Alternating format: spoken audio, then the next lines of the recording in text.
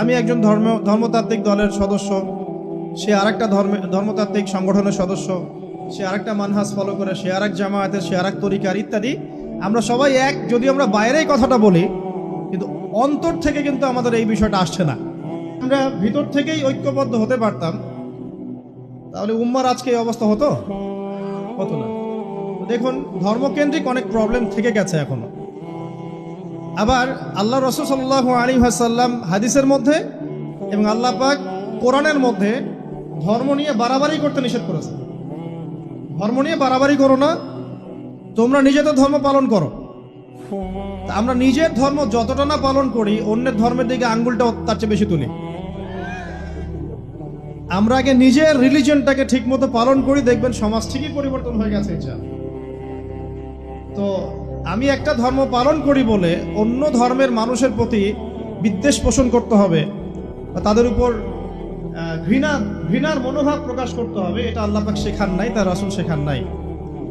আল্লাহ এবং তার রাসূল কি শিখিয়েছেন? ইসলামের সত্য বিষয়টাকে আপনি সবার সামনে উপস্থাপন করবেন। যার ইচ্ছা হবে সে কবুল করবে, যার ইচ্ছা হবে সে অস্বীকার করবে। যার যার কবরে শেষে যাবে, যার যার হিসেব শেষে দিবে। চাপিয়ে দেওয়ার সিস্টেমটা ইসলামের মধ্যে নাই। এখন আসেন, পরিবারের আপনাকে ফেতনা কিছু বললাম। অর্থনীতির জীবনে যাবেন, ব্যবসা বাণিজ্যের মধ্যে যান, দেখেন বেশিরভাগ কালোবাজারি করছে, সিন্ডিকেট করছে, মজুদদার মাপে কম দিচ্ছে, জনগণকে ঠকাচ্ছে, করছে না? এগুলো পলিটিক্যাল ফেতনা, এগুলো ইকোনমিক্যাল ফেতনা। তারপরে আপনি আরো দেখবেন ইকোনমিক সেক্টরে রিবা ভর্তি, সুদ। রিবা মানে কি? সুদ, রিবা দিয়ে ভর্তি। ঘুষ ছাড়া কাজ হচ্ছে না, ঠিক আছে? অন্যের সম্পদ আত্মসাৎ না করলে আমাদের পেটের ভাত হজম হচ্ছে না। তো এই যে দুর্নীতি বলেন, ঘুষ বলেন, রিবা বা সুদ বলেন, হ্যাঁ, তারপরে কালো বাজারি বলেন, কালো টাকা সাদা করার টেন্ডেন্সি বলেন, পাচার বলেন, সবগুলো অর্থনৈতিক ফিতনা। এগুলো হচ্ছে কি? অর্থনৈতিক ফিতনা। এবার দুজন ফেরেশতা মাথার দিক থেকে আসতে চাইবেন, সালাত বলবে এখান দিয়ে আসা যাবে না, এদিক দিয়ে আসা যাবে না। ডান দিক দিয়ে আসতে চাইবেন, এদিক দিয়ে আসা যাবে না। বাম দিক দিয়ে আসতে চাইবেন, যাকাত বলবে এদিক দিয়ে আসা যাবে না। পায়ের দিক দিয়ে আসতে চাইবেন, আমলগুলো বলবে এদিক দিয়ে আসা যাবে না। তখন যাই হোক, তারা আসবেন। এটা কথা কি? এটা কথাটা হচ্ছে যে সলাতের গুরুত্ব, মানে সে সলাত আদায় করেছে, সে আমার হক আদায় করেছে, আমি তার পক্ষে আছি, পক্ষে বোঝাচ্ছে। রোজা বলবে আমি ওর পক্ষে আছি, তাকে আপনি কোনো শাস্তি দিবেন না, আমি তার পক্ষে আছি। আপনারা দুজন তাকে শাস্তি দিবেন না, আমি যাকাত তার পক্ষে আছি, এটা পক্ষে থাকার কথা। তারপরেও তারা আসবেন, চোখগুলো হবে নীল এবং কালো বর্ণ, নীলাভ চোখের, কালো। মুনকার নাকি?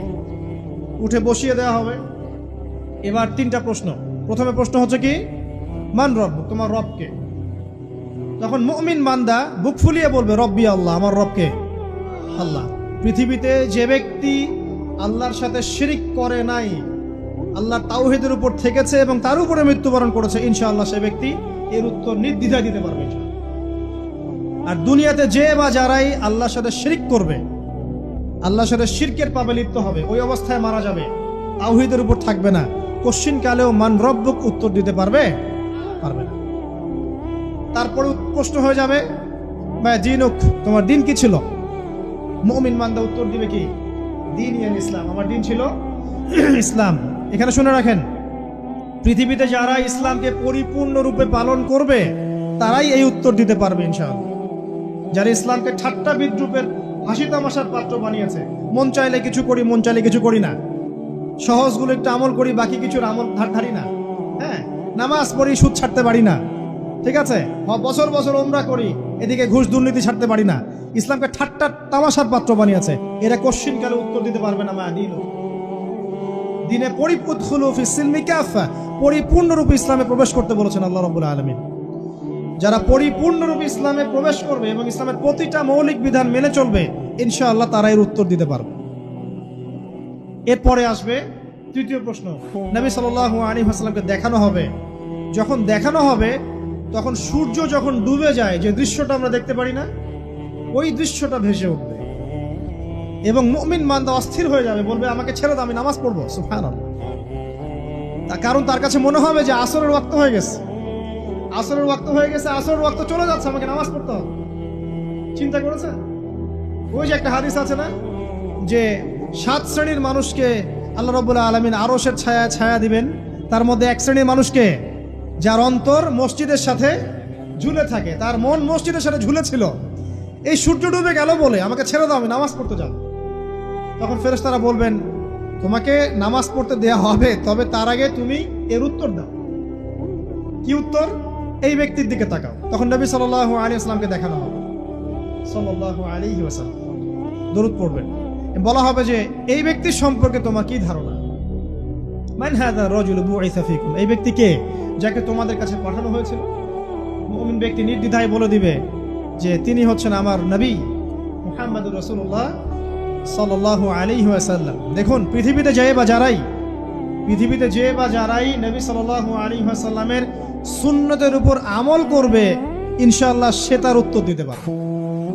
দুনিয়াতে যারা নবীর সুন্নতের 5 পয়সা পরোয়া করছে না, তার আদর্শের 5 পয়সা দাম দিচ্ছে না, তারা কোশ্চিনকালে উত্তর দিতে পারবে না। নাম হতে পারে আব্দুর রহমান, আব্দুর রহিম, নবীর সুন্নতের ধার ধারে না, তারা উত্তর দিতে পারবে না। নবীর সুন্নতের গুরুত্ব কত গভীর, এটা আমাদেরকে এখান থেকে বুঝতে হবে। তাই প্রিয় যুবক ভাইরা, মুসলিম ভাইরা, আমাদের জীবনটাকে নবীর আদর্শ এবং সুন্নতে ঢেলে সাজাতে হবে। সকাল থেকে সন্ধ্যা পর্যন্ত প্রতিটা কাজ করবো কার তরিকায়? রাসূলের তরিকা। নামাজ পড়বো তার তরিকায়, রোজা, সিয়াম, হজ, জাকাত, আমল, মুআমালাত, আখলাক সব কার তরিকায়? নবী সাল্লাল্লাহু আলাইহি ওয়াসাল্লামের তরিকা অনুযায়ী ইনশাআল্লাহ। আল্লাহ পাক তৌফিক এনায়েত করুন, আমিন। এবার ফেরেশতা দুজন জিজ্ঞাসা করবেন অবাক হয়ে, তুমি কিভাবে এটা জানলে? তুমি কিভাবে এই 3টা প্রশ্নের উত্তর দিতে পারলে? কারণ বেশিরভাগ মানুষ তো উত্তর দিতে পারবে না, বেশিরভাগ মানুষই এই উত্তর দিতে পারবে না। কারণ কিয়ামতের মাঠে 1999 জন মানুষ জাহান্নামে যাবে, নাউজুবিল্লাহ। তো এটা কঠিন পরীক্ষা। আল্লাহ রাসূল সাল্লাল্লাহু আলাইহি ওয়াসাল্লাম বলেছেন যে নিশ্চয়ই তোমাদেরকে এখানে পরীক্ষায় ফেলা হবে, আর তোমরা যদি এই পরীক্ষা জেনে তোমাদের মৃতদেরকে দাফন করা থেকে বিরত না থাকতে, তাহলে আমি তোমাদেরকে শুনিয়ে দিতাম কবরে কেমন পরীক্ষা হয়। মানে যদি আমরা শুনতে পারতাম যে কবরে কেমন পরীক্ষা হয়, আমরা ভয়ে আমাদের মৃতদেরকে দাফন পর্যন্ত করতাম না। এটা নবীজি বলছেন সাল্লাল্লাহু আলাইহি ওয়াসাল্লাম। তাকে জিজ্ঞাসা করা হবে যে তুমি কিভাবে জানলে এটা? বেশিরভাগ মানুষ তো পারে না উত্তর দিতে। তখন সেই ব্যক্তি বলে বসবে, সেই ব্যক্তি বলবে যে করাতু কিতাব আল্লাহ, আমি আল্লাহর কিতাব এই কোরআন পড়েছি। মুমিন বলবে আমি আল্লাহর কোরআন পড়েছি, ফাআমানতু বিহি, আমি এর উপর ঈমান এনেছিলাম, ওয়া সাদ্দাকতু, এবং সত্যায়ন করেছিলাম। অতএব দুনিয়াতে যারা দ্বীনের জ্ঞান অর্জন করছে না, কোরআন পড়ছে না, হাদিস পড়ছে না, পড়াশোনার চেষ্টা করছে না, জানার চেষ্টা করছে না, কবরে পাওয়ার ডিফিকাল্ট আছে। এটা একটা অন্যতম প্রশ্ন। আমরা কিন্তু মনে করি 3টা প্রশ্ন হচ্ছে, আসলে প্রশ্ন হচ্ছে কয়টা? 4টা। 3টার পরে আরো একটা এক্সট্রা। কিভাবে জানলে? তখন উত্তর দিচ্ছে আমি আল্লাহর কিতাব পড়েছি, ঈমান এনেছি, সত্যায়ন করেছি। সুবহানাল্লাহ। নবী সাল্লাল্লাহু আলাইহি ওয়াসাল্লাম হাদিসের পরের অংশে বলছেন যে যখন কাফের বান্দাকে উঠানো হবে, তখন ডানেও কিছু নাই, বামেও কিছু নাই, সামনে পিছনে কিচ্ছু নাই। মাথার দিক থেকে ফেরেশতারা চলে আসবেন, উঠিয়ে বসানো হবে, প্রশ্ন করা হবে কে তোমার রব? একটাই উত্তর, লা আদরি, আমি জানি না। কি তোমার দিন? লা আদরি, আমি জানি না। এই যে আল্লাহর তো খবর নাই, আল্লাহ পাকের বিধান মেনে চলার কোনো খবরই নাই, পরোয়াই নাই। সে জানবে কিভাবে ইসলাম কি জিনিস? সে জানবে কিভাবে আল্লাহ কি জিনিস? ও তো আল্লাহকে চিনেই না। দিব্যি বলে বেড়াচ্ছে মহাবিশ্ব সৃষ্টি হয়েছে বিগ ব্যাং থেকে, আল্লাহ বলে কেউ নাই। মানুষ সৃষ্টি হয়েছে বান্দর থেকে, নাউজুবিল্লাহ। মানুষ তো আল্লাহকে চিনছে না। এখনো মানুষ মনে করছে যে আল্লাহ বলতে কেউ নাই। এবং এই মুক্ত চিন্তার নামে, বাক স্বাধীনতার নামে নাস্তিকতার যে চর্চাটা বেড়েছে বাংলায়, এটা আশঙ্কাজনক। বড় বড় বিশ্ববিদ্যালয় থেকে পড়ে আসছে, অনেক সময় দেখলাম বড় বিশ্ববিদ্যালয়ের প্রফেসর, সে বলছে যে মহাবিশ্ব বিগ ব্যাং দিয়ে সৃষ্টি হয়েছে, সৃষ্টিকর্তা নাই এখানে। তো মুসলিম বিজ্ঞানীর একটা কথা বলতেন যে মানুষ বিজ্ঞান সম্পর্কে অল্প জানলে নাস্তিক হয়ে যায়, আর অনেক গভীর জ্ঞান অর্জন করলে আল্লাহর কাছে আত্মসমর্পণ করে। খেয়াল করে দেখবেন, ডক্টর ইঞ্জিনিয়ার যারা বড় বড় লেভেলে চলে গেছেন, অনেক সিনিয়র, তারা কিন্তু বেশিরভাগ নামাজি দেখবেন, নামাজ পড়ে, দান সৎকার করে, সমাজ কল্যাণমূলক কাজ করে। তারা কিন্তু রোগীর সেবা করতে গেলেও বলে যে নামাজ পড়িয়েন, রোজা রাখিয়েন, তারা কিন্তু বলে। অনেক ডক্টর আমি দেখেছি, যারা যত বেশি গবেষণা করে তারা তত বেশি আস্তিক হয়ে যায়। আর টুটাফাটা গবেষণা করলে নাস্তিক হয়ে যাবে। কত প্রশ্ন, ইসলামের এটা কেন, ওইটা কেন, ইসলামে বহুবিবাহ কেন, হ্যাঁ ইসলামে কি পর্দার বিধান কেন, তারপর ইসলামে এত রেস্ট্রিকশনস, এত বাইন্ডিংস কেন, হ্যাঁ স্বাধীনতা নাই কেন, কত প্রশ্ন। ইসলামের এগেনস্টে কত তীর এখন ছোড়া হচ্ছে। তো এই ব্যক্তি কেমন করে উত্তর দিবে যে মাহাদিনুক, তোমার দিন কি?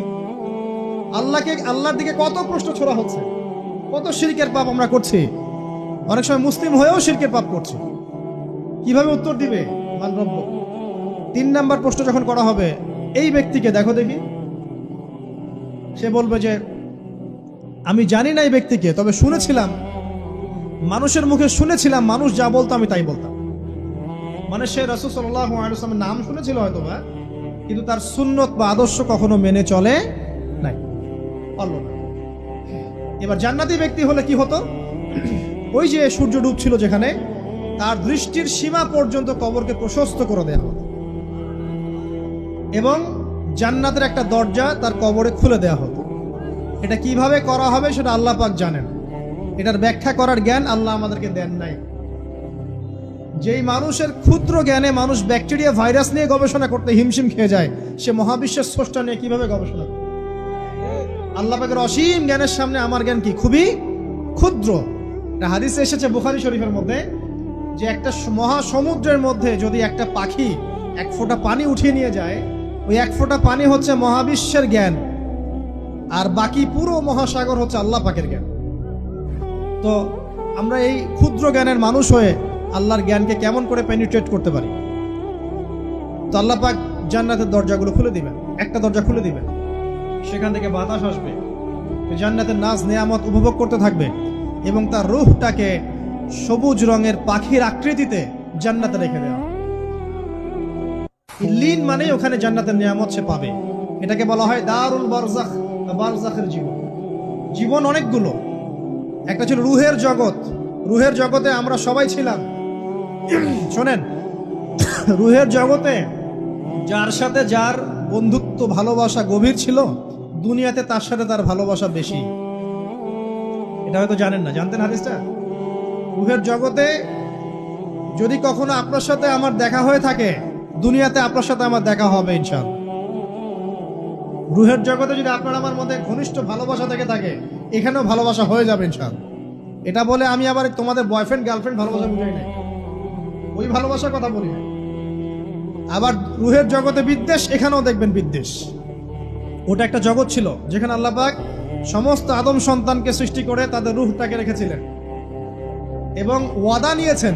কি ওয়াদা? আল্লাহ পাক বলেছিলেন আলাস্তু বিরাব্বিকুম, সূরা আরাফের 182 নম্বর আয়াত পড়ে দেখবেন, 182 নম্বর আয়াত। আল্লাহ পাক বলেছিলেন যে আমি ওয়াদা নিয়েছিলাম, আলাস্তু বিরাব্বিকুম, আমি কি তোমাদের রব নই? আমরা সবাই বলেছিলাম বালা ইয়া রব্বি, অবশ্যই আপনি আমাদের রব। দুনিয়াতে এসে আমরা ভুলে গেছি। এই ভুলে যাওয়াটা মনে করায় দেওয়ার জন্যই আল্লাহ পাক আসমানে কিতাব নাজিল করেন, নবী রাসূল পাঠান, আমাদের কান পর্যন্ত ইসলামের দাওয়াত পৌঁছে দেন, যাতে আমরা মনে করতে পারি। এবার আসেন রুহের জগতের পর আসলাম এই যে দুনিয়ার জগৎ, দারুদ দুনিয়া। দুনিয়ার মধ্যে আছি হয়তো 50, 60, 70, 100 বছর হাইয়েস্ট। এরপর যাবে দারুল বারজাখ, বারজাখের জগৎ। পাপী ব্যক্তি হলে জাহান্নামের দরজা খুলে দেওয়া হবে, আর জাহান্নামের সে আযাব ভোগ করতে থাকবে, এবং পুণ্যবান ব্যক্তি হলে জান্নাতের দরজা খুলে দেওয়া হবে, এবং এর নাজ নেয়ামত সে ভোগ করতে থাকবে।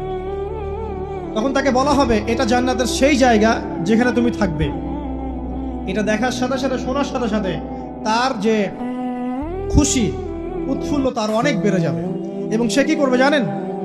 সে পৃথিবীতে ফিরে আসতে চাইবে। সে বলবে আমাকে আমার পরিবার বর্গকে জানাতে দেন, আমাকে আমার পরিবার বর্গকে জানাতে দেন যে আমি ভালো আছি। তখন ফেরেশতারা তাকে বলবেন যে এটা সম্ভব না, তোমার এবং তাদের মাঝে দারুল বারজাখ আছে, তুমি এটা ভেদ করে যেতে পারবে না। তখন তার আত্মাটাকে ইল্লিনে দেওয়া হবে, একটা সবুজ পাখির আকৃতিতে জান্নাতে ঘুরে বেড়াবে ইনশাআল্লাহ। আর যদি জাহান্নামী হয়, তাহলে যে বললাম দরজা খুলে যাবে জাহান্নামের, মর্মান্তিক আযাব তার দিকে আসতে থাকবে, কবর সংকুচিত হয়ে আসবে এমন ভাবে যাতে তার বাম পাজর ডান পাজরের ভিতরে এইভাবে ঢুকে যাবে। নাউযুবিল্লাহ। এই আযাব চলতে থাকবে ইলা ইয়াউমি ইউবআসুন, পুনরুত্থানের দিন পর্যন্ত। এখন এই যে হাদিসটা আপনারা শুনলেন, এই হাদিসটা ব্যক্তিকেন্দ্রিক নয় কি? এখানে তিনটা বিষয় আপনাকে ফোকাস করতে হবে আমাদের। এক, তাওহীদ, আল্লাহ পাকের তাওহীদ। দুই, রিসালাত, রাসূলুল্লাহ সাল্লাল্লাহু আলাইহি ওয়াসাল্লামের রিসালাত। এবং আখিরাত, পরকাল। এই তিনটা বিষয় খুব স্বল্প কথায় বলছি। দেখুন, তাওহীদ কি? আল্লাহ পাকের একত্ববাদ। এক আল্লাহকে আপনি সৃষ্টিকর্তা মানবেন, রিজিক দাতা মানবেন, পালন কর্তা মানবেন, সন্তান দাতা, ভালো মন্দের মালিক, সমস্ত কিছুর মালিককে আল্লাহ। আল্লাহ আল্লাহ আমাকে বাঁচিয়ে রেখেছেন, আল্লাহ আমাকে মৃত্যু দিবেন, আল্লাহ আমাকে রিজিক দেন, আল্লাহ আমাকে সন্তান দিবেন, আল্লাহ আমার ভালোর মালিক, আল্লাহ মন্দের মালিক, আল্লাহ সমস্ত কিছুর মালিক। এই কনসেপ্ট পরিষ্কার থাকবে, লা ইলাহা ইল্লাল্লাহ পরিষ্কার থাকবে। সমস্ত বিষয় কার পক্ষ থেকে? আল্লাহর পক্ষ থেকে। এই তাওহীদ, শর্ট সংক্ষিপ্ত কথায় বললাম তাওহীদ। এর মধ্যে তিনটা ক্লাসিফিকেশন আছে: রুবুবিয়্যাত, উলুহিয়্যাত, আসমা ও সিফাত। এটা আপনারা কিতাবুত তাওহীদ বই থেকে পড়ে নিয়েন। সংক্ষেপে বলে দেই, রুবুবিয়্যাত আল্লাহ পাকের সমস্ত বিষয়গুলো তার দিকে সম্বন্ধ করা, সৃষ্টিকর্তা, পালনকর্তা, রিজিক দাতা সবকে আল্লাহ। উলুহিয়্যাত কি? দুনিয়াতে এসেছি আল্লাহ পাকেরই দাসত্ব করতে হবে, অন্য কারো দাসত্ব চলবে না, তাওহীদ উলুহিয়্যাত। আসমা ও সিফাত কি? আসমা সিফাত মানে হচ্ছে আল্লাহ পাকের নাম গুণাবলীগুলো আছে। আল্লাহ পাক রহমান, আল্লাহ পাক রহিম, আল্লাহ পাক রাজ্জাক, হ্যাঁ, আল্লাহ পাক গফুর, আল্লাহ পাক শদীদুল ইকাব। সমস্ত গুণাবলী কার? আল্লাহ। এই হলো আসমা সিফাত। আল্লাহ পাক যেমন, আল্লাহ পাক তেমন, আল্লাহ পাক নিজের মতো, কারোর সাথে তুলনীয় নন। আল্লাহু আহাদ, একক। আল্লাহুস সামাদ, তিনি অমুখাপেক্ষী। লাম ইয়ালিদ ওয়া লাম ইউলাদ, তিনি জন্ম দেননি, জন্মিতও নন। ওয়া লাম ইয়াকুল লাহু কুফুয়ান আহাদ, তার সমতুল্য আর কিছুই নাই। আল্লাহ থেকে সবকিছু হয়, এটাই হলো তাওহীদ। এখন এর তাওহীদের বিরুদ্ধে গেলে কি হয়ে যাবে?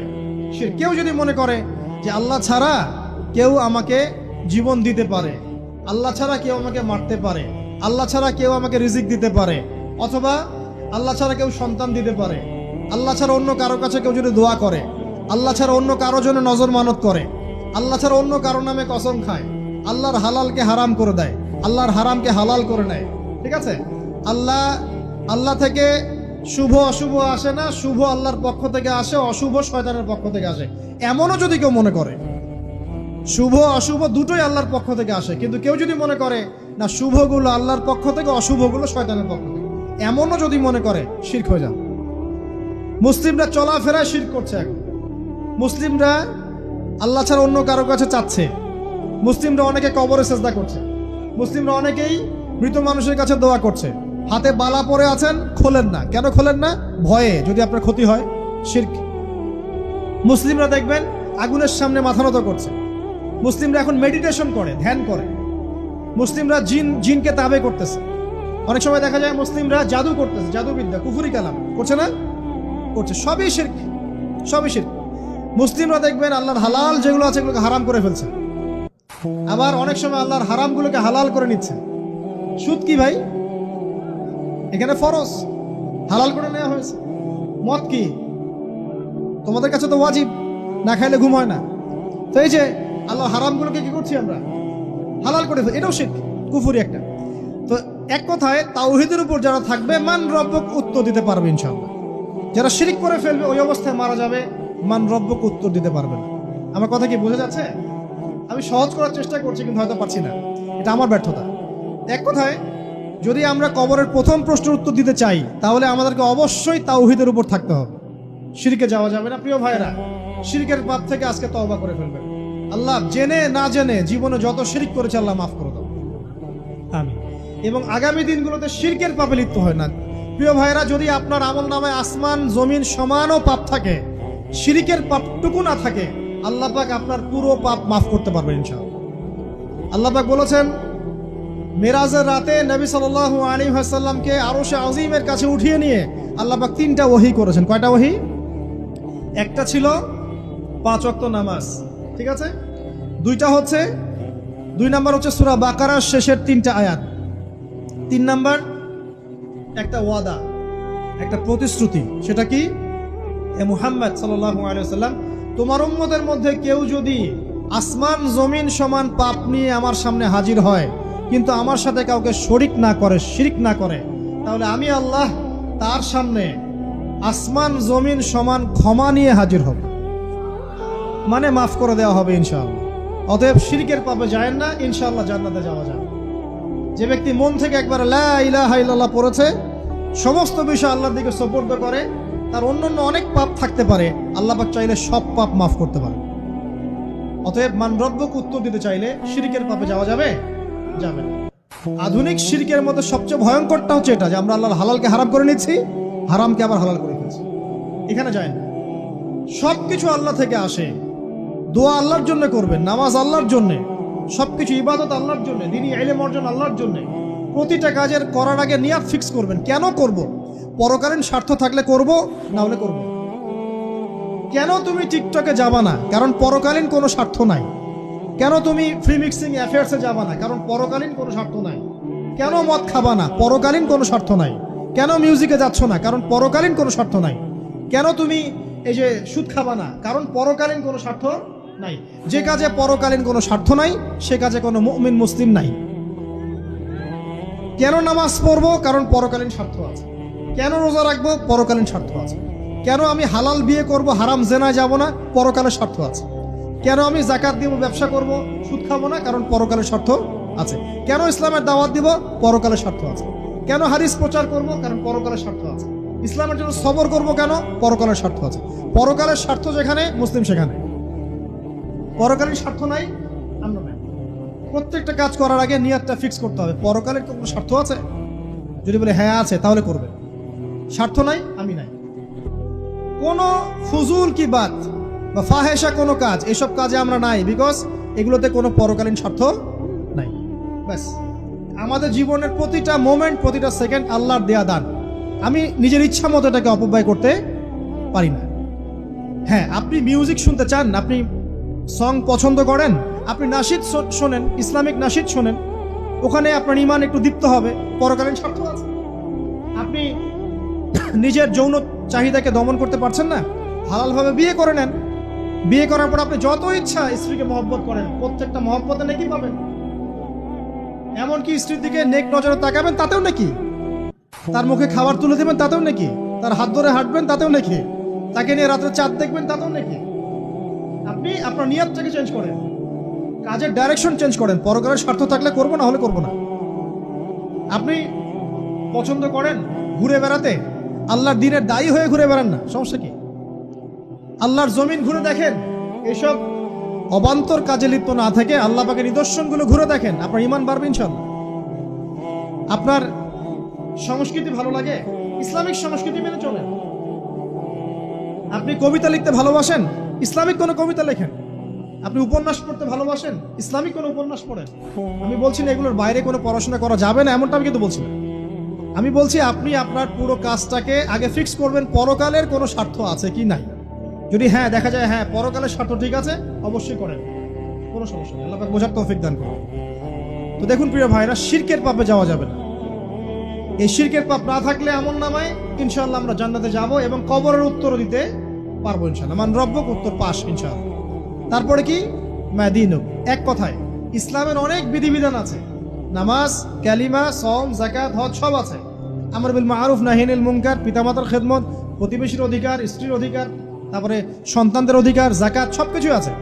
এখন যদি ইসলামের কিছু অংশকে মেনে নেন, কিছু অংশকে না মানেন, এটা কিন্তু কুফরি। ইসলামের কিছু অংশকে মানছেন, কিছু অংশকে মানছেন না, এটা কিন্তু কুফরি। ইসলামের পরিপূর্ণ বিধানটাকে যদি মেনে চলেন, ইনশাআল্লাহ আযজা ওয়া জাল আপনি মাদিনুক উত্তর দিতে পারবেন। আপনি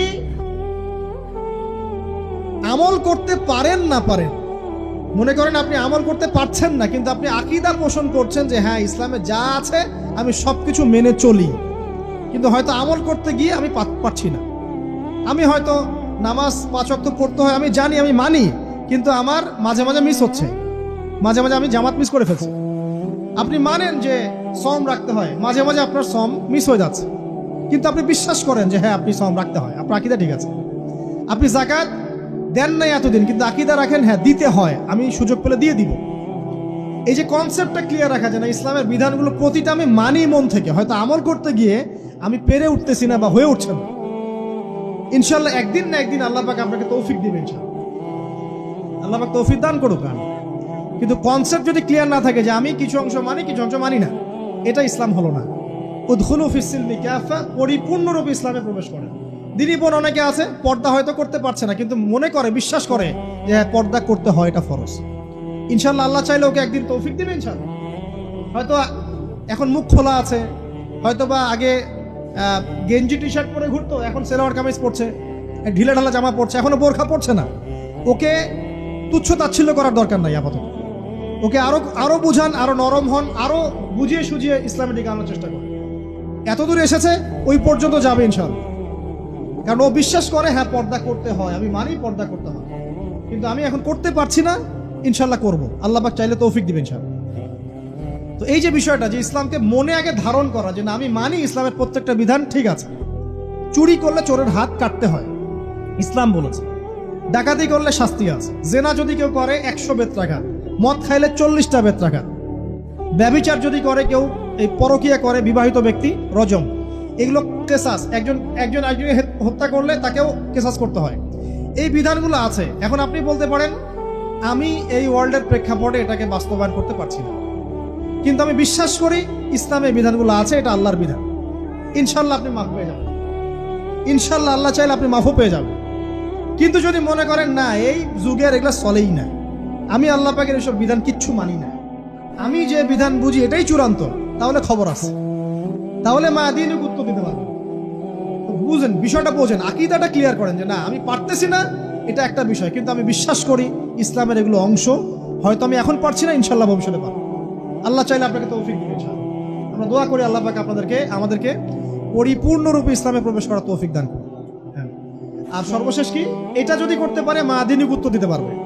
মান নবীকে উত্তর কখন দিতে পারবে? যখন একজন ব্যক্তি সারা জীবন নবী সাল্লাল্লাহু আলাইহি ওয়াসাল্লামের সুন্নতের উপর আমল করতে পারবে। এই যে ঘুম থেকে উঠলেন, ব্যাস ব্রাশটা নিয়ে দৌড়ে চলে গেলেন বাথরুমে, কি জন্য? ঘুম থেকে উঠলেন, আগে চোখটা একটু ঘষতে হবে, মুখে হাত দিতে হবে, তারপরে আপনি দোয়া পড়বেন। কি দোয়া পড়বেন? আলহামদুলিল্লাহিল্লাযী আহইয়ানা বা'দা মা আমাতানা ওয়া ইলাইহিন নুশুর। তারপরে আপনি যাবেন বাথরুমে। দোয়াটা না পড়ে কেন গেলেন? ঘুমাচ্ছেন, ঘুমানোর আগে আপনি অবশ্যই বলবেন। ঘুমানোর আগে একদম একটা গান শুনে, একটা গার্লফ্রেন্ডের সাথে 10টা মিনিট কথা বলে হ্যাঁ জান রাখি, ব্যাস, তারপরে ঘুমিয়ে গেলেন। ঘুমটা আপনার জন্য ইবাদত হলো না? হারামে লিপ্ত হতেন না? আল্লাহুম্মা বিইসমিকা আমুতু ওয়া আহইয়া পড়তেন, সূরা মুলক পড়তেন, সূরা কাফিরুন পড়তেন, সূরা ফালাক নাস ইখলাস পড়তেন, ঘুমিয়ে যেতেন। পুরো ঘুমটাই ইবাদত, পুরো ঘুমটাই নাকি ঘুমিয়ে আছেন নাকি পাচ্ছেন? আপনি ইচ্ছাকৃতভাবে আপনার আমলটা নষ্ট করলেন। ইস্তেঞ্জা করতে গেছেন, ইস্তেঞ্জা করতে গিয়ে গান শুরু করে দিল বাথরুমে। বাথরুম সিঙ্গার আছে না কিছু? বাথরুমে গান গাওয়ার জায়গা নেই, তো ওখানে গান শুরু করলো। বাথরুমে গান গাবেন কেন? আপনি ঢোকার সময় বলবেন কি বিসমিল্লাহ আল্লাহুম্মা ইন্নী আউযু বিকা মিনাল খুবসি ওয়াল খাবাইস, এরপর ইস্তেঞ্জা করবেন, তারপরে আপনি গুফরানাকা বলে বের হয়ে আসবেন। পুরো ইস্তেঞ্জার সময়টুকু নাকি? নামাজ পড়তে দাঁড়িয়েছেন, এখানে রিয়া কোনো লৌকিকতা থাকবে না, লোকজন আমাকে দেখছে আমি ভালো করে নামাজ পড়ি, এমন থাকবে না। নামাজে দাঁড়িয়েছেন আল্লাহর জন্য খালেস। এখন আল্লাহ আপনার মাঝখানে আর কেউ নাই, আল্লাহ আপনার মাঝখানে আর কেউ নাই। এমনকি যা ইচ্ছা তাই নামাজ পড়বেন? একদল বের হয়েছে এখন দেখে 2 ওয়াক্ত নামাজ পড়ে। তাদের বক্তব্য হচ্ছে যে 5 ওয়াক্ত নামাজ নাকি কোরআনে নাই, আর ওরা খালি কোরআন মানে হাদিস নাকি মানে না। কত যে ফেরকা এখন বের হয়েছে আল্লাহ ভালো জানে। 5 ওয়াক্ত নামাজ কোরআনে নাই বলে, সুবহানাল্লাহ। তো 2 ওয়াক্ত নামাজ পড়ে। এখন নামাজ কি মন গরম ভাবে পড়লেই হবে? ফজরের নামাজে দাঁড়িয়েছেন, ফজর নামাজ কয় রাকাত? 2 রাকাত। এখন আমি যদি বলি নামাজ তো ভালো কাজ, 2-এর জায়গায় 4 পড়লে কি সমস্যা ফজরে? যদি এমনটা বলি হবে? কেন হবে না? কারণ নবী সাল্লাল্লাহু আলাইহি ওয়াসাল্লাম 2 পড়েছেন, আমাকে 2 পড়তে হবে, সিম্পল। 4 পড়লে আপনার নামাজ বাতিল। ফজরের নামাজ 4 রাকাত পড়লে নামাজ কি বাতিল হবে না? মাগরিবের নামাজে দাঁড়িয়েছেন 3 রাকাত নামাজ, তখন আপনি মনে চিন্তা করছেন না 3-এর জায়গায় আমি 4 পড়বো, 5 পড়বো। নামাজ তো ভালো জিনিস, বেশি করলে কি সমস্যা? সবকিছু বেশি করতে হয় না। রাসূলুল্লাহ সাল্লাল্লাহু আলাইহি ওয়াসাল্লাম যা দিয়েছেন তাই করতে হয়, এর নাম সুন্নত। বাইরে গেলে হবে কি? বেদাত। প্রত্যেকটা কাজ খেয়াল করতে হবে, প্রত্যেকটা আমল এভাবে। নামাজ, এই যে রোজা, রোজা রাখবেন, রমজান মাসে রোজা রাখলে এটা ফরজ। আর আপনি চিন্তা করেন রোজা তো ভালো জিনিস, আমি রমজানেও রাখবো, শাবান পুরো 2 মাসে রাখবো, হবে? দেখেন, নফল বিষয়টা আলাদা, আমি ফরজের কথা বলছি। কেউ যদি মনে করে ফরজ রোজা আমি 2 মাসে রাখবো, রমজানও রাখবো, শাবানেও রাখবো, রোজা ভালো জিনিস করলে কি সমস্যা হবে? হবে না। এভাবেই হজ করতে হয় ওইখানে আরাফার মাঠে। আপনি মনে করেন কুড়িগ্রামে হজের একটা জায়গা বানাইলাম আমরা, মনে করেন কথার কথা, এমনও কিন্তু জায়গা আছে মানুষ অন্য জায়গায় হজ করে, কিন্তু আপনি ভাবছেন এমনি এমনি বলছি। এমন অনেক ফেরকা আছে মুসলিমদের মধ্যে, মুসলিম নামধারী, এগুলো মুসলিম না, হজেরও জায়গা বানাইছে আলাদা, ওখানে হজ করে, ওখানে তাওয়াফ করে। এখন হজ যেখানে করতে হবে ওখানে না করে যদি এখানে করি, হবে? হবে না। যাকাত দেওয়ার একটা লিমিট আছে, এইটুক দিতে হবে। আপনি এখন কম দিলেন, হবে?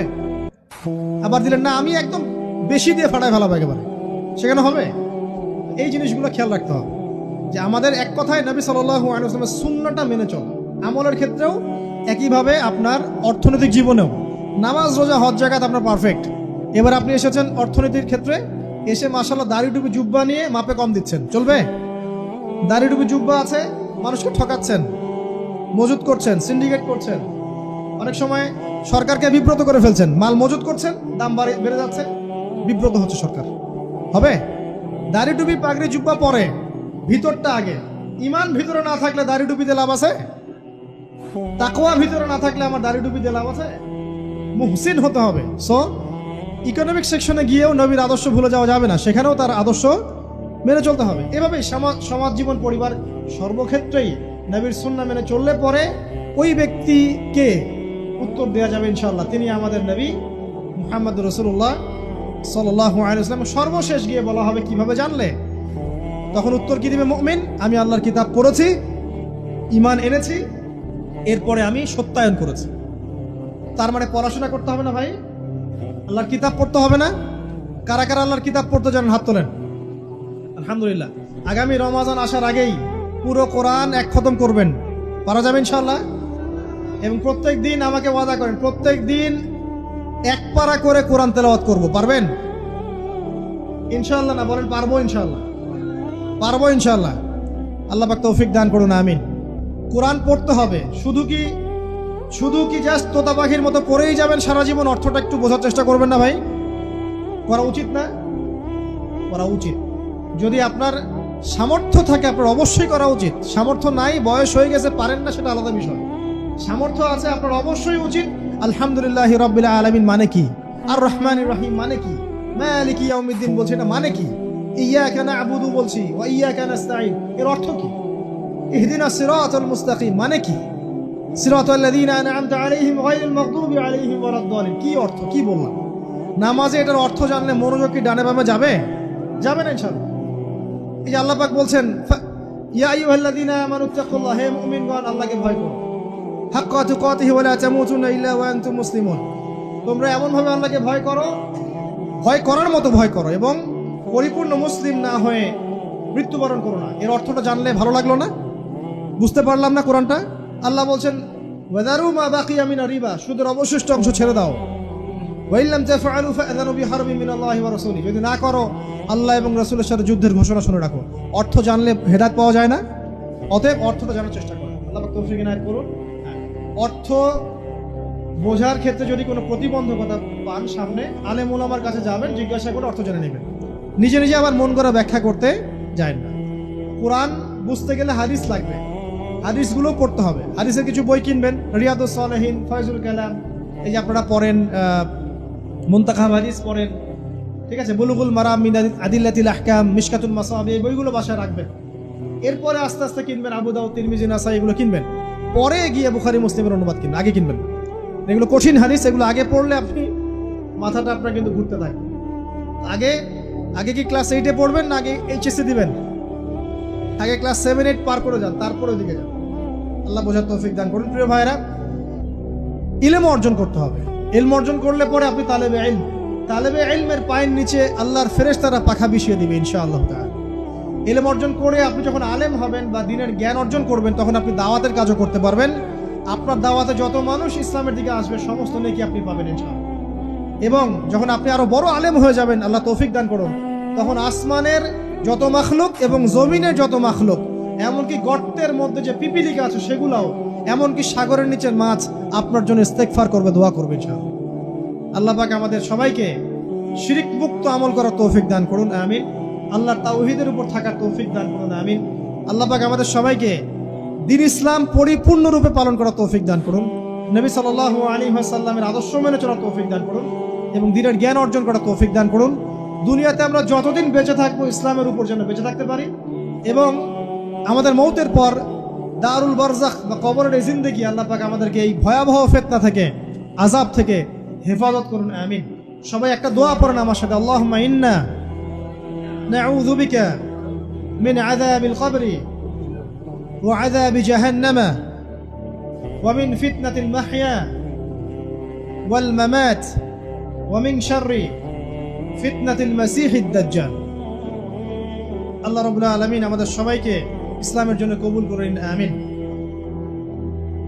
নারীদেরকে বলবো, আপনারা পুরুষদের প্রতিদ্বন্দ্বী নন, আপনারা পুরুষদের পরিপূরক। একজন নেককার নারী একজন পুরুষের পিছনে থাকলে এই পুরুষ বিশ্ব জয় করতে পারবে ইনশাআল্লাহ। পরে আসেন নূহ আলাইহিস সালাম, তার স্ত্রী কি ঈমান এনেছিল? ঈমান আনে নাই। এখানে মনে রাখবেন, আপনি যদি ঈমান না আনেন, আকীদা ঠিক না করেন, আমল ঠিক না করেন, আপনার পরিচয়, বংশ, গোত্র, বর্ণ আপনাকে বাঁচাতে পারবে। নূহ আলাইহিস সালামের স্ত্রী জাহান্নামে চলে গেছে, লূত আলাইহিস সালামের স্ত্রী জাহান্নামে চলে গেছে, যদিও তারা নবীদের আন্ডারে ছিলেন। আল্লাহর রাসূল সাল্লাল্লাহু আলাইহি ওয়াসাল্লাম তার মেয়ে ফাতিমা রাদিয়াল্লাহু আনহাকে বলেছেন, দুনিয়াতে যা চাওয়ার আমার কাছে চেয়ে নাও, পরকালে তোমার উপকার করতে পারছি না আমি। আর ফাতিমা রাদিয়াল্লাহু আনহা কেমন মানুষ ছিলেন আপনারা জানেন। তো আমি আমাদের মা বোনদেরকে অনুরোধ করবো, আল্লাহকে ভয় করেন, নিজের নফস ঠিক করেন, নিজের কবরের ফিকির করেন, আমল আকীদা ঠিক করেন। আপনি কত বড় আলেমের স্ত্রী, কত বড় শাইখের স্ত্রী, আপনি আপনার স্বামী কত বড় পলিটিক্যাল লিডার, কত বড় সোশ্যাল লিডার, এটার মানদণ্ড আল্লাহ দেখবেন না। আপনার ঈমান, আমল, তাকওয়া শুধু আল্লাহ পাক দেখবেন। আসেন কোরআনের পাতায় পাতায় যাই, চলেন আপনাকে নিয়ে যাচ্ছি। ইব্রাহিম আলাইহিস সালাম নাম শুনেছেন? তার স্ত্রী সারা আলাইহিস সালাম পৃথিবীর সুন্দরী নারীদের মধ্যে অন্যতম। দুজন সুন্দরী নারীর কথা এসেছে, একজন হাওয়া আলাইহিস সালাম, একজন সারা আলাইহিস সালাম। আমাদের এইসব সুন্দরী নারীদের চেয়ে হাজার গুণ সুন্দরী ছিল, অত্যন্ত সুন্দর। খেয়াল করে দেখবেন, এই যে ইব্রাহিম আলাইহিস সালামের বংশধর যারা, তাদের চেহারা এবং সুরত কিন্তু অত্যন্ত সুন্দর। আমাদের নবী মুহাম্মদ সাল্লাল্লাহু আলাইহি ওয়াসাল্লাম প্রচন্ড সুন্দর ছিলেন না? তার আদি পিতাকে ইসমাইল আলাইহিস সালাম না? ইসমাইল আলাইহিস সালাম ইব্রাহিম আলাইহিস সালামের সন্তান নয়? ওই দেখেন ব্লাড চলে আসছে। ইউসুফ আলাইহিস সালাম তার বাবাকে, ইয়াকুব আলাইহিস সালাম তার বাবা, ইসহাক আলাইহিস সালাম তার বাবা, ইব্রাহিম আলাইহিস সালাম, ওই যে একই লেগেসি দেখেন।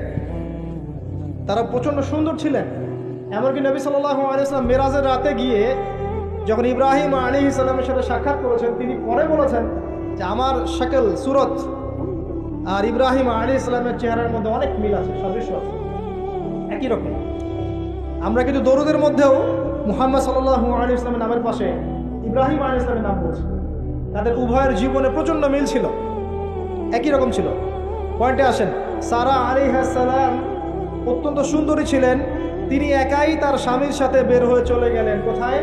ওই যে প্যালেস্টাইন, যেটা এখন দখল করে রেখেছে এই জিউসরা। তার সাথে কেউ নাই। ইব্রাহিম আলাইহিস সালামের সাথে পরিবার নাই, সমাজ নাই, কেউ নাই। তার স্ত্রী আছে। একজন নেককার স্ত্রী সাথে থাকলে স্বামী বিশ্ব জয় করতে পারে। এই জায়গায় আমি ছেলে মেয়ে সবার জন্য হেদায়েতের কথা বলছি। মেয়েরা আমাকে অনেক অভিযোগ দিয়েছে, মেয়ে নিয়ে কোনো কথা বলি না ওয়াজের। আমি এখন কিছু কথা বলে শেষ করছি। সারা আলাইহিস সালাম যখন যাচ্ছেন, একজন লম্পট রাজা, মনে আছে, লম্পট একজন বাদশা তাকে ভোগ করতে চেয়েছিল, তুলে নিয়ে কিডন্যাপ করেছে।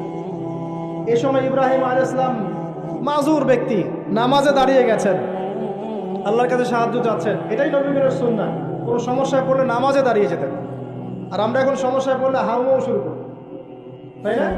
আর এদিকে সারা আলাইহিস সালাম আল্লাহর কাছে দোয়া করছেন, আল্লাহ তুমি যদি জেনে থাকো আমি আমার শরীর তো আমার স্বামী ছাড়া অন্য কাউকে দেই নাই, তাহলে আজকে এই জালেমের হাত থেকে আমাকে রক্ষা করো। হাত বাড়াতে না বাড়াতেই তার হাত অবশ্যই পড়ে গেছে। তিনবার চেষ্টা করেছে, তিনবার বেহুশ হয়ে পড়ে গেছে। এই সারা আলাইহিস সালামের মতো সতীত্ব রক্ষাকারী জেনারেশন কি এখন আছে? এখন তো নিজের সতীত্ব বিলিয়ে দিতে পারলে বাস।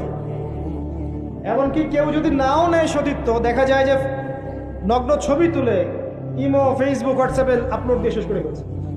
তাই করছে না? ভিডিও কলে প্রেম হচ্ছে, আপনার এই যে গার্লফ্রেন্ড বয়ফ্রেন্ডের সাথে কফি খাচ্ছে, বিছানায় যাচ্ছে, ডেটিং করছে।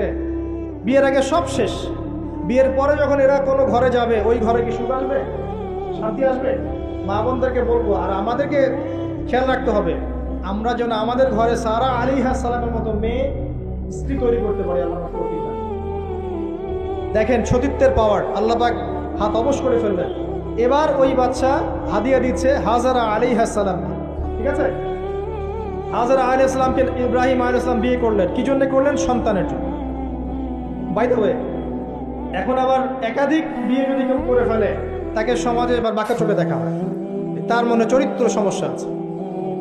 কিন্তু বিয়ে না করে বিয়ের আগে 10টা প্রেম করলে কোনো সমস্যা নেই, বিয়ের আগে 1000টা জেনা করলে কোনো সমস্যা নাই, পতিতালয় গেলে সমস্যা নাই, ফ্রি মিক্সিং গেলে সমস্যা নাই, গার্লফ্রেন্ডকে নিয়ে ঘুরতে গেলে ডেটিং করলে কোনো সমস্যা নাই। আবার বিয়ে করে ঘরে স্ত্রী থাকতেও বাইরে পরকীয়া করলে কোনো সমস্যা নেই। এগুলোকে আমরা উন্মুক্ত করছি, কিন্তু কেউ সাহস করে যদি কোনো বিধবার দায়িত্ব নেয়, কোনো তালাকপ্রাপ্তর দায়িত্ব নেয়, কোনো অসহায় দায়িত্ব নেয়, তাকে খারাপ চোখে দেখে। এই হলো আমাদের সাইকোলজি। অথচ আল্লাহ পাক এই বিধানটা দিয়েছেন কোরআন এবং সুন্নাহয়। যাই হোক, তার জন্য শর্ত আছে, শর্ত পূরণ না হলে করবেন না, কখনো ফরজ নয়। কিন্তু কেউ যদি শর্ত পূরণ করে করতে পারে, তাকে ডিসকারেজ কেন করতে যাবে? সমাজ চেঞ্জ হয়ে গেছে। হাজারা আলাইহিস সালাম, এখান থেকে আমি আমাদের মা বোনদেরকে এবং আমাদেরকে একটা হেদায়েতের কথা বলতে চাই। হাজারা আলাইহিস সালামের ঈমান, আমল, তাওয়াক্কুল দেখেন। তার গর্ভে আল্লাহ পাক সন্তান দিলেন ইসমাঈল আলাইহিস সালাম। এবার আল্লাহ পাক বলছেন রেখে আসো, কোথায়?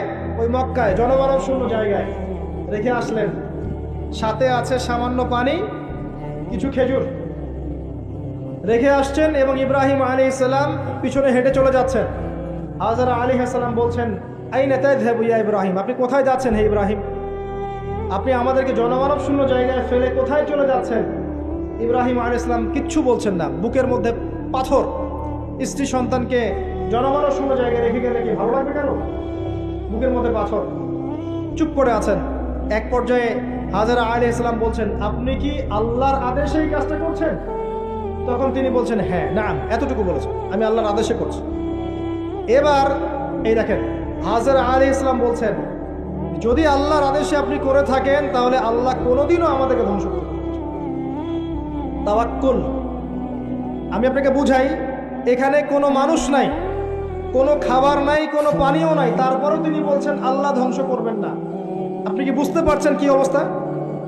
এবার খাবার পানি শেষ হয়ে গেল, সাই করছেন সাফা টু মারওয়া, মারওয়া টু সাফা, শুধু এক ফোঁটা পানির জন্য। কাকে খাওয়াবেন? বাচ্চাকে। এই দৌড়টা আল্লাহ পাকের কাছে এত পছন্দ হয়েছে, কিয়ামত পর্যন্ত হজের মধ্যে আল্লাহ পাক রেখে দিয়েছেন এটা। আপনি সাই করছেন, এটা কার সুন্নাহ? হাজারা আলাইহিস সালামের। হজের ম্যাক্সিমাম কাজগুলি তাদের পরিবার কেন্দ্রিক। জামরায় পাথর নিক্ষেপ করা, যে তাওয়াফ করছেন, মাকাম ইব্রাহিমে দাঁড়িয়ে নামাজ পড়ছেন, সব কিন্তু এই বংশের সাথে জড়িত। এই ইসমাঈল আলাইহিস সালাম, এই হাজারা আলাইহিস সালামের গর্ভ থেকে এসেছেন। যেমন মা তেমন সন্তান। ইসমাঈল আলাইহিস সালামকে তার বাবা মানুষ করেননি, তাকে মানুষ করেছেন তার মা। বাবা কিন্তু অনেক দূরে প্যালেস্টাইনে, মাঝে মাঝে আসেন, মাঝে মাঝে যান। কথা বুঝতে পারছেন? এরকম মায়ের গর্ভ থেকেই এমন সন্তান পাওয়া সম্ভব, যেই সন্তানকে তার বাবা বলছেন যে ইয়া বুনাই ইন্নী আরা ফিল মানামি আন্নী আযবাহুক, হে আমার সন্তান, আমি স্বপ্নে দেখেছি আমি তোমাকে জবাই করছি। ফানজুর মায়াদা তারা, তোমার রায় কি আমাকে বলো। এই বাচ্চা তখন বলছে, বাচ্চার বয়স 10, 12, 15, 16 এতটুকু হবে। সে বলছে ইয়া আবাতি, হে আমার বাবা, ইফআল মা তু'মার, আপনাকে যা আদেশ করা হয়েছে তাই করেন। সাতাজিদুনি ইনশাআল্লাহু মিনাস সাবিরিন, ইনশাআল্লাহ আপনি আমাকে ধৈর্যশীল পাবেন। যেমন মা তেমন সন্তান। মা বলেছে আল্লাহ আমাকে দেখবে, ওই দেখেন সন্তান জবাই করে দেন, আল্লাহ আমাকে ধৈর্যশীল পাবে ইনশাআল্লাহ। এরকম স্ত্রী ঘরে ঘরে না থাকলে আমরা কি ইসমাইলের মতো সন্তান পাবো? যে স্ত্রীগুলোকে আপনি বিয়ে করছেন তারা কি আসলে এমন? বিয়ের সময় দেখেছেন আপনি শ্বশুরের সম্পত্তি, মেয়ের সৌন্দর্য, বা পালিয়ে করেছেন, অ্যাফেয়ার করে করেছেন, এখন বিয়ের পরে হাওমাও করছেন। বিয়ের আগে তো দিনদারিতা দেখেন নাই। আল্লাহ নবী কখনো বলেননি 4টা গুণ দেখে বিয়ে করো, হাদিসের শব্দ এমন নয়। ওলামায়ে কেরামকে জিজ্ঞাসা করেন 4টা গুণ দেখে বিয়ে করো নয় শব্দটা, 4টা গুণ দেখে সাধারণত বিয়ে করা হয়। 4টা গুণ দেখে সাধারণত বিয়ে করা হয়: সম্পদ, সৌন্দর্য, বংশ, দিনদারিতা। তোমরা দিনদারিতাকে প্রাধান্য দাও, না হলে তোমাদের হাত ধুলোই ধূসরিত হবে। এখন দেখা যায় দিনী ভাইরা দিনদার ক্যাটরিনা কাইফ খুঁজতেছে। দিনদার মেয়ে চাই কিন্তু সুন্দরী লাগবে। কেন? একটু অসুন্দর হলে আপনার চলবে না? আপনার স্ত্রীর কাছে যা আছে অন্য মেয়ের কাছে তাই আছে, এর বাইরে কিছু নাই। আর 2 দিন পরে, 1 বছর, 2 বছর, 3 বছর পরে, 5 বছর পরে গিয়ে দেখবেন সব সমান হয়ে গেছে। এই দেহের সৌন্দর্য থাকবে না। মনে তাকওয়া থাকলে, আল্লাহ আলাম স্ত্রী হলে আপনি দুনিয়াতে জান্নাতে থাকবেন ইনশাআল্লাহ। দুনিয়াতে আপনি জান্নাতে থাকবেন ইনশাআল্লাহ। আর যদি ঘরে একটা বদকার স্ত্রী থাকে তাহলে আপনার দুনিয়া জাহান্নাম, দুনিয়া জাহান্নাম। অতএব বিয়ের সময় খুব কেয়ারফুল থাকবেন। আপনি দিনদার মেয়েকে প্রাধান্য দেন, এবং মেয়েদেরকেও বলবো দিনদার ছেলে ছাড়া বিয়ে করে না। অনেক বড় চাকরি করে, অনেক বড় ব্যবসা করে, এটা সেটা, নামাজ পড়ে না, এগুলো দেখছেন না, সুদের চাকরি করে, ঘুষ খায়, আপনি রাজি হয়ে যাচ্ছেন। এরপরে গিয়ে পস্তাচ্ছেন যে হুজুর আমার সংসারে অশান্তি, এটা সেটা। এখন তো পস্তায় লাভ নাই, বরং আপনার সন্তানও হবে ওই নাস্তিক প্রজন্মের মতোই। নাউজুবিল্লাহ। আমরা দুনিয়ার স্বার্থ খুব ভালো চিনি। দুনিয়ার স্বার্থকে ত্যাগ করে দিনকে অগ্রাধিকার দেন, আল্লাহ পাক কবুল করবে ইনশাআল্লাহ। এই হলো ইসমাঈল আলাইহিস সালামের মা। তিনি যেমন সন্তান তেমন এখানে আমাদের জন্য আদর্শ আছে। এখনও যদি আমরা দিনের বিজয় চাই, প্রত্যেক পরিবারের কর্তাকেও হতে হবে ইব্রাহিমের মতো আলাইহিস সালাম। প্রত্যেক পরিবারের সন্তানদেরকে হতে হবে ইসমাঈলের মতো আলাইহিস সালাম। প্রত্যেক পরিবারের মা বোনদেরকে হতে হবে হাজরা, সারার মতো। তবেই আদর্শ পরিবার হবে ইনশাআল্লাহ। আল্লাহ পাক আমাদের সবার পরিবার এমন করে দিন, আল্লাহুম্মা আমিন। এবং এটা অসম্ভব কিছু না, এটা সম্ভব। এটা করতে গেলে আপনাকে সরকার প্রশাসন বাধা দিবে না, আপনাকে পিটাবে না, কিচ্ছু করবে না। এটা আপনার উপরে, এটা আপনি করতে পারেন। এই ইসলাম সংশোধন আপনি করতে পারেন, চেষ্টা করেন। আল্লাহ পাক তৌফিক এনায়েত করুন। আর কয়েকটা আমি নসিহত করে শেষ করছি মেয়েদের জন্য। সেটা হচ্ছে, এর পরে চলে আসেন মারিয়াম আলাইহিস সালাম। তার সতীত্ব এত পবিত্র ছিল, আল্লাহ পাক তাকে মিরাকেল বানিয়েছেন। তার গর্ভে ঈসা ইবনে মারিয়ামকে জন্ম। খেয়াল করে দেখেন, ফেরাউন, মনে আছে ফেরাউন? তার ঘরে একজন ইমানদার মহিলা ছিল না? নবী সাল্লাল্লাহু আলাইহি ওয়াসাল্লাম মেরাজে গিয়েছেন, সেখানে দেখেছেন বেশিরভাগ অধিবাসী জাহান্নামে নারী।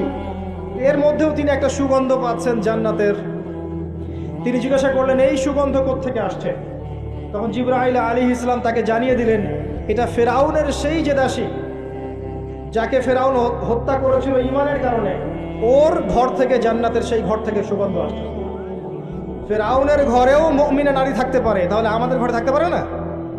থাকতে পারে। ফেরাউনের ঘটনা মনে পড়লো যে মূসা আলাইহিস সালাম, তার মা সন্তানকে ভাসিয়ে দিয়েছিলেন না সিন্ধুকে, মনে আছে?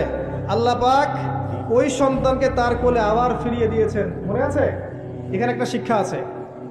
প্রিয় মা বোনরা, আপনারা যদি আপনাদের সন্তানকে আল্লাহর পথে দেন, আল্লাহ পাক আপনার চক্ষু শীতল করে দিবেন ইনশাআল্লাহ। ওই সন্তানকে ঘুরিয়ে এমন একটা অবস্থান দিয়ে আপনার কাছে নিয়ে আসবেন, আপনি ওকে দেখে পরিতৃপ্ত হয়ে যাবেন। এখানে নসিহত আছে। তিনি ভাসাতে পারছিলেন না, মন কাঁদছিল। আল্লাহ পাক মনটাকে কিন্তু নরম করেছেন, শক্ত করেছেন, মনটা শক্ত করেছেন। তারপরে আল্লাহ পাক ওখানে একটা ইলহাম করেছেন, তিনি ভাসিয়ে দিয়েছেন। তারপরে আল্লাহ পাক ওই সন্তানকে আবার তার কোলে ফিরিয়ে দিয়েছেন দুধ পান করানোর জন্য। ঘটনাটা পড়ে দেখেন। আপনি যদি আপনার সন্তানকে আল্লাহর পথে দেন, আপনার সন্তানকে যোগ্য করে আল্লাহ আপনার সামনে নিয়ে এসে দাঁড় করিয়ে দেবেন ইনশাআল্লাহ। আপনি দেখে চোখ শীতল করে ফেলবেন। আল্লাহর উপর ভরসা রাখেন। মূসা আলাইহিস সালামের কথা একটা ঘটনা মনে পড়লো। তিনি যখন ওই যে ঘুষি দিয়ে একজন মরে গেছে, তিনি চলে গেলেন ওই কওমে শুআইব মাদিয়ানে। সেখানে গিয়ে বসে আছেন এবং দেখছেন 2 জন মেয়ে পানি আনার জন্য এসেছে, তাই না? পানি আনতে পারছে না, তিনি গিয়ে হেল্প করলেন। এই মেয়ে দুটো গিয়ে শুআইব আলাইহিস সালামকে বললেন যে হুয়া রাজুলুন কাওয়িউন আমিন, একজন ব্যক্তিকে দেখেছি সে খুব কাওয়ি, শক্তিশালী এবং আমিন, বিশ্বস্ত। শুআইব আলাইহিস সালাম পাঠালেন তাকে ডেকে নিয়ে আসো। এবার এই যে মেয়েটা হেঁটে হেঁটে আসছে, এদিকে মুসা আলাইহিস সালাম গাছের আড়ালে বসে দোয়া করছেন, রব্বি ইন্নী লিমা আনজালতা ইলাইয়া মিন খায়রিন ফাকির। এই মেয়ে হেঁটে হেঁটে এসে মুসা আলাইহিস সালামকে বলছেন, আমার বাবা আপনাকে ডাকছেন। এই মেয়েটার হেঁটে হেঁটে আসাটাকে আল্লাহ পাক সূরার মধ্যে বলেছেন যে এই মেয়েটা লাজুক পায়ে হেঁটে হেঁটে এসেছে। কিভাবে? লাজুক ভঙ্গিতে সে হেঁটে হেঁটে এসে বলেছে, আমার বাবা আপনাকে ডাকছেন। কথা বুঝতে পারছেন? এই লজ্জাশীলতা এখনকার মেয়েদের মধ্যে আপনি আমাকে দেখান। এই লাজুক ভঙ্গিতে হেঁটে আসা মেয়েদের যে হাঁটাটাও পর্দা, মেয়েদেরকে কে বুঝাবে হাঁটার মধ্যেও পর্দা আছে? কে বুঝাবে যে গলার ভয়েসে পর্দা আছে, চোখের চাহনিতে পর্দা আছে? একটা মেয়ে সবকিছু ঢেকেছে, মনে করেন চোখটা ঢাকে নাই, এই চোখ দুটো দেখেই একটা ছেলে তার প্রেমে পড়তে পারে।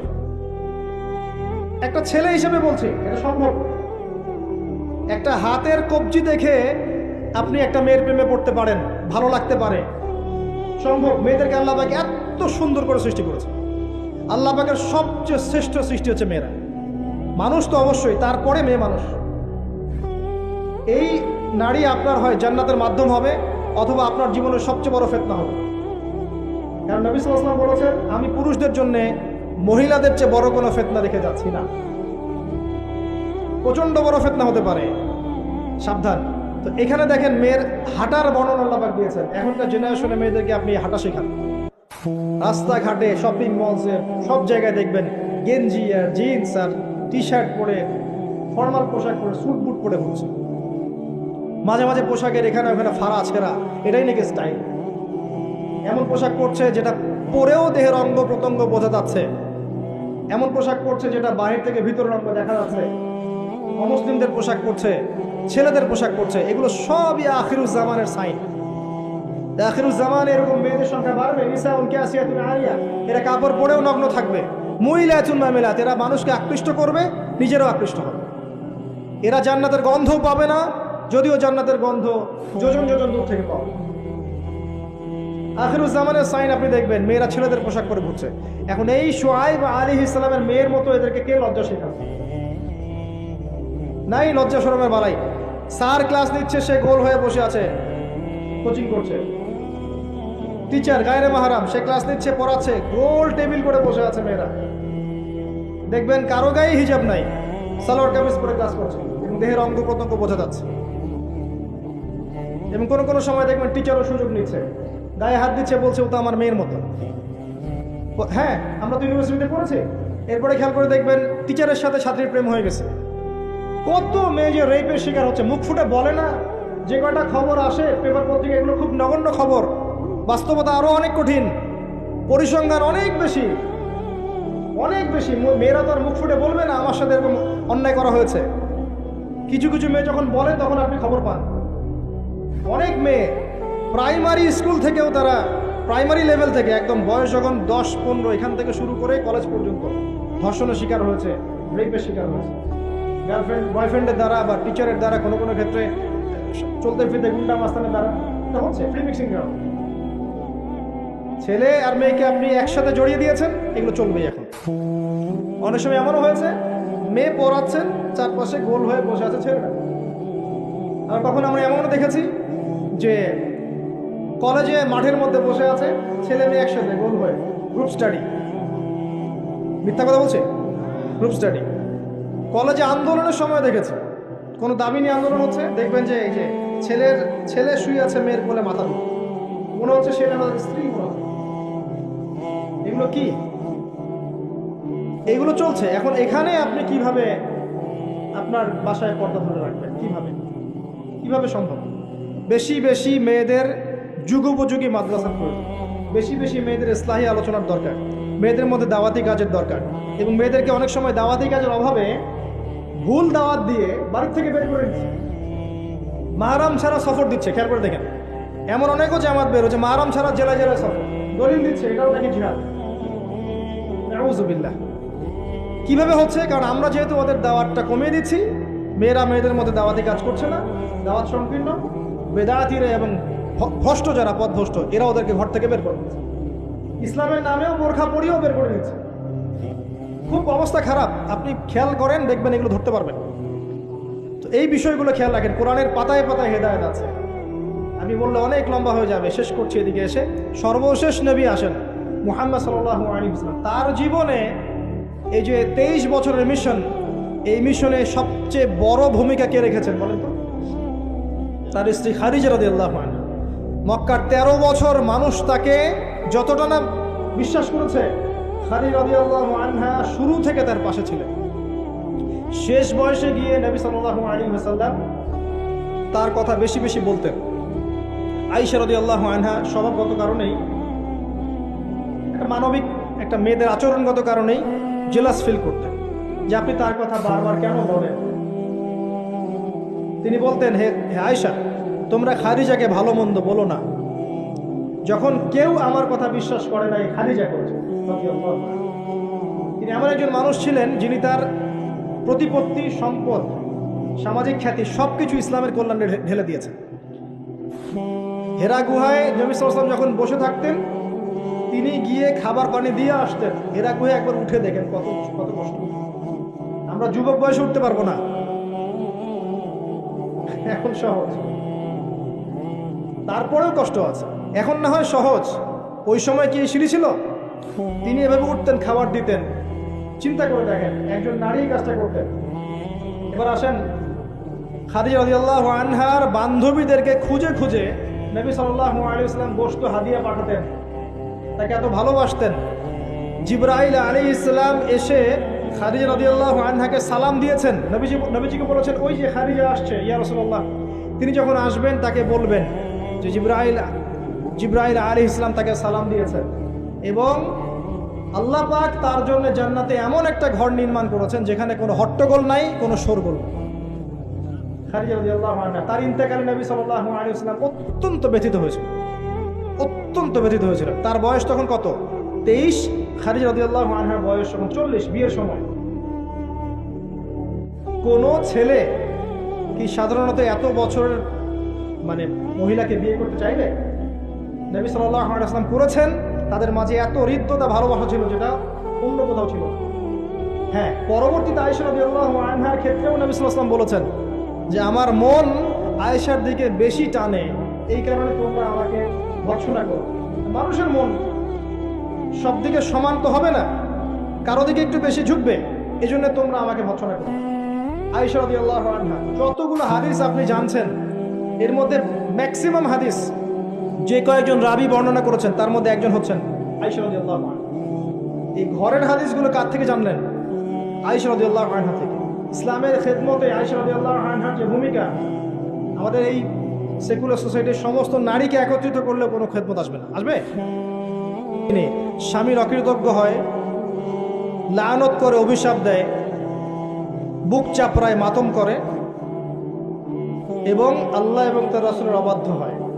4টা কারণ এসেছে মোটামুটি ভাবে। মৃত্যুবরণ করলে কেউ তারা মাতম করে, গা হাত পাত থাপড় দেয়, চাপড়ায়, জামা কাপড় ছিঁড়ে ফেলে, অনেক ক্ষেত্রে এমন করে। এই কারণে মাইয়াতকে শাস্তি দেওয়া হয়, মা বোনদেরকে এটা ত্যাগ করতে হবে। এরপরে স্বামীর অকৃতজ্ঞ হয়, স্বামী সারা জীবন যদি তার জন্য কাজ করে, তার জন্যে তার ভরণ পোষণের ব্যবস্থা করে, একদিন যদি কোনো কিছু ভালো না পায় বলে বসে সারা জীবন তোমার কাছে কিছুই পেল, এবং বেশি বেশি অভিশাপ দেয়, ঝগড়া লাগলেই গালিগালাজ এবং অভিশাপ দিয়ে বসে। এই কাজগুলো যদি তারা ত্যাগ করতে পারে, ইনশাল্লাহ তারা বেশি বেশি জাহান্নামে যাবে না। তবে তাদের বেশি বেশি জাহান্নামে যাওয়ার বর্তমান মডার্ন একটা কারণ হচ্ছে ফ্যামিনিস্ট রেভলিউশন। ভালো করে শোনেন, ফ্যামিনিস্ট রেভলিউশন সেই কারণ যার কারণে এখনকার নারীদেরকে আপনি বাসায় রাখতে পারছেন না পর্দায়। এর কারণে মেয়েরা বাইরে বের হয়ে যাবে, ফ্রি মিক্সিংয়ে যাবে, পর্দা ছেড়ে দিবে, নামাজ কালাম দেখবেন ঠিক ঠিকানা নাই, দেখবেন দিনের জ্ঞান অর্জন করবে না, বেশি বেশি হারাম রিলেশনশিপে লিপ্ত হবে, জেনা বাড়বে, ধর্ষণ বাড়বে, পরকীয়া বাড়বে, আস্তে আস্তে তারা জাহান্নামে। এটা হচ্ছে ফলাফল। এটাই সেই কারণ যার কারণে বেশিরভাগ নারী জাহান্নামে যাবে। খুব সতর্ক থাকবেন। কোনো কোনো ক্ষেত্রে দেখা যায় সামান্য দুনিয়ার স্বার্থে তারা নগ্ন হয়ে মডেলিং করতেও দ্বিধাবোধ করছে না, নগ্ন হয়ে ফিল্মগুলোতে কাজ করতেও দ্বিধাবোধ করছে না, ইজ্জত বিলিয়ে দিয়ে টাকা কামাই করতে দ্বিধাবোধ করছে না। কোনো কোনো ক্ষেত্রে দেখা যায় এগুলোকে তাদের ব্রেন ওয়াশ করা হয়েছে, এগুলো সামাজিক সোসাইটির মধ্যে এগুলো আপনার ডিগনিটির মাধ্যম, সম্মানের মাধ্যম, এগুলো বলা হচ্ছে। এই বিষয়গুলো খেয়াল রাখবেন, এই বিষয়গুলো খেয়াল রাখবেন আল্লাহর ওয়াস্তে। এইগুলো সম্মানের মানদণ্ড নয়। সম্মানের মানদণ্ড আপনার ঈমান, আমল, তাকওয়া।